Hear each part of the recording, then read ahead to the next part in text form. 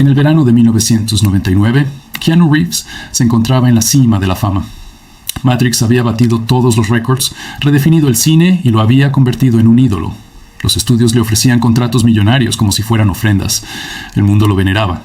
Pero ese mismo año, mientras millones de personas aclamaban su invencibilidad en las pantallas de todo el planeta, Keanu conducía solo por las colinas de Los Ángeles a las 3 de la mañana. Incapaz de dormir, incapaz de dejar de reproducir la ecografía de una hija que nunca llegaría a nacer. El hombre que interpretó al elegido se sentía completamente, devastadoramente, rechazado por la vida misma. Y nadie lo sabía. El mayor secreto que guardaba no estaba oculto en un guión. Estaba oculto tras la mirada más triste que Hollywood jamás había visto. Hay una ironía en la historia de Keanu, que duele demasiado como para ser una coincidencia. El niño abandonado por su padre a los 3 años, dejado atrás como algo no deseado, algo roto. El adolescente que encontró la libertad en el movimiento, en la poesía física del hockey, y más tarde de la actuación, porque quedarse quieto significaba recordar al hombre que se marchó. El ícono que construyó toda su identidad sobre la fuerza estoica, sobre ser el tipo que absorbe el castigo y sigue adelante, que nunca se queja, que carga con el peso de mundos sobre sus hombros. Todo eso para que la vida llegara décadas después y comenzara a borrar a todos a quienes alguna vez se atrevió a amar. La crueldad es casi demasiado perfecta para ser real. ¿Cómo un chico rechazado por su propia sangre se convierte en el actor más querido de su generación? Que se esconde tras esos ojos que parecen albergar un dolor más antiguo que su edad. ¿Qué sucede cuando el hombre que interpreta a héroes inmortales en la pantalla ve morir a todos a su alrededor de maneras que parecen imposiblemente crueles e injustas? ¿Y cómo alguien lo pierde todo? No una ni dos, sino una y otra vez, y aún así elige la bondad en lugar de la amargura. ¿Cómo sigue sonriendo? ¿Cómo sigue ayudando a desconocidos? Para comprender todo esto debemos remontarnos al principio, a Beirut en 1964, a una habitación de hospital en Líbano, donde se oía el océano a lo lejos, y a un niño que aprendió, de la manera más cruel posible, que el amor podía irse sin previo aviso y no volver jamás.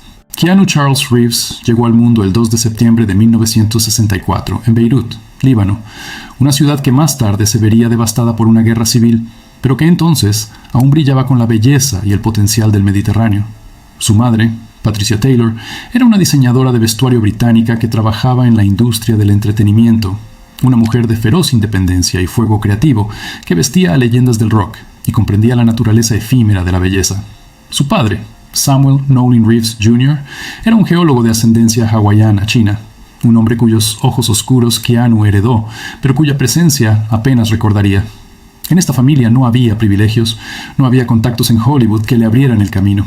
No había fondos fiduciarios esperando, el caos de unos padres que ardían con demasiada intensidad juntos para perdurar, que amaban con pasión pero carecían de la constancia que el amor exige.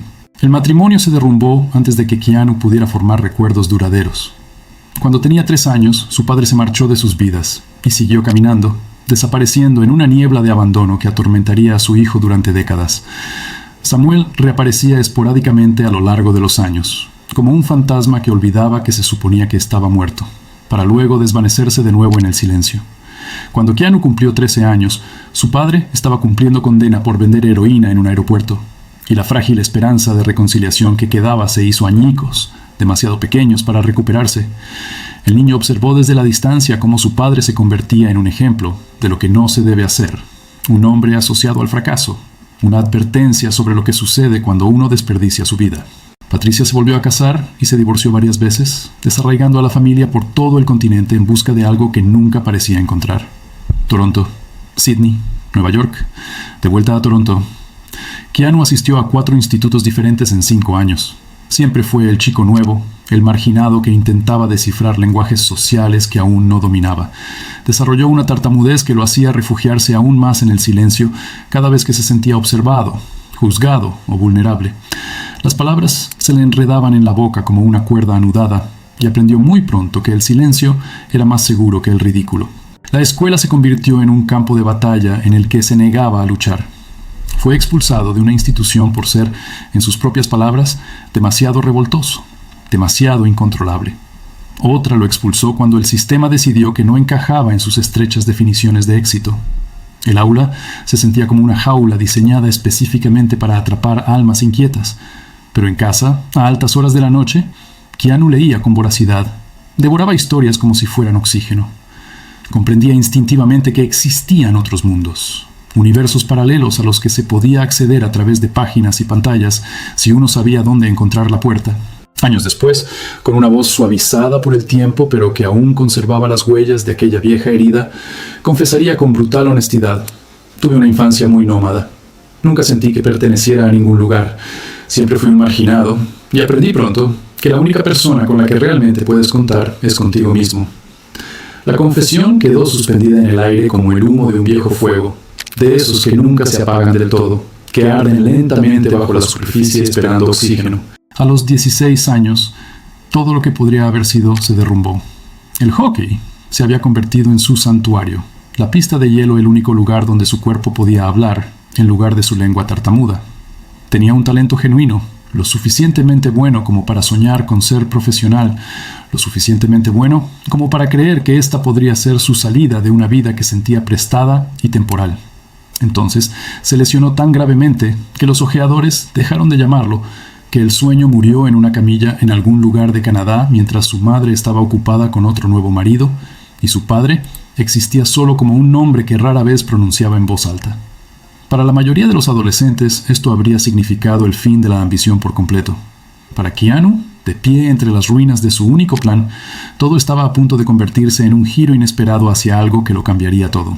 Con el hockey cerrado definitivamente, Keanu descubrió la actuación casi por casualidad, a través de una clase de teatro que fue como tropezar con una puerta abierta cuando todas las demás se habían cerrado de golpe, y fue un acto desesperado, un consuelo, algo para llenar el vacío. Pero cuando pisó el escenario por primera vez, sucedió algo extraordinario. El tartamudeo desapareció, la vergüenza se disolvió. El chico abandonado, el marginado, la persona que nunca perteneció a ningún lugar, de repente pertenecía a todas partes porque ya no era Keanu. Era alguien completamente distinto, alguien con una herida diferente, una historia diferente, un pasado diferente. Solo fingiendo ser otra persona podía ser completa y auténticamente él mismo. A los 18 años, con apenas $400 en el bolsillo y una mochila con todas sus pertenencias, Keanu Reeves llegó a Los Ángeles en 1982, sin contactos, sin red de seguridad, sin plan B, la certeza absoluta de que era lo único que le quedaba por intentar. Los Ángeles a principios de los 80 no era benevolente con los sueños. Era una ciudad que los aplastaba lentamente con la fría indiferencia de un lugar que ya había visto llegar a demasiados jóvenes con esperanza y marcharse con las manos vacías. La ciudad no lo recibió con aplausos. Lo recibió con portazos, con directores de casting que decían que era demasiado alto, demasiado raro, con un rostro demasiado extraño, con ojos demasiado tristes para papeles protagónicos. Lavó platos en restaurantes ruidosos, donde el calor de la cocina se sentía como una penitencia. Condujo taxis por calles que nunca dormían, escuchando las historias de los demás mientras la suya permanecía en silencio. Cargó cajas, limpió mesas y trabajó como botones de hotel. Cada noche guardaba algo que nadie podía quitarle, la certeza de que pertenecía a un escenario. Rechazo tras rechazo, uno tras otro. Tras audición, la puerta se cerraba en sus narices. 100 audiciones, 200. La voz en su cabeza sonaba exactamente igual a la de su padre, diciéndole que no era lo suficientemente bueno, que fracasaría, que debía rendirse. Entonces, en 1986, algo cambió.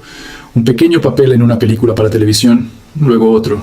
Y finalmente, un gran éxito que llegó discretamente, sin alardes. Bill y Ted. Una aventura excelente en 1989.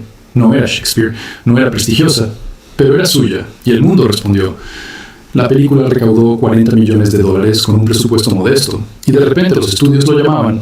De repente, el forastero era buscado.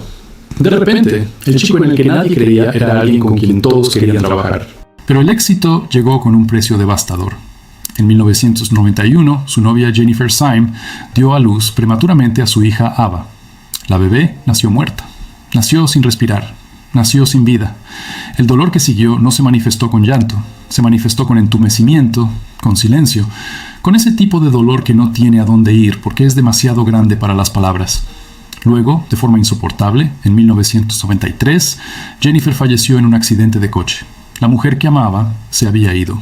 La hija a la que nunca pudo tener en brazos se había ido. Los sueños de una vida normal se habían esfumado, y el mundo seguía girando, seguía exigiéndole una sonrisa, Seguía esperando que asistiera a estrenos y alfombras rojas mientras su corazón estaba destrozado. Esta es la verdad sobre Keanu Reeves que lo cambia todo.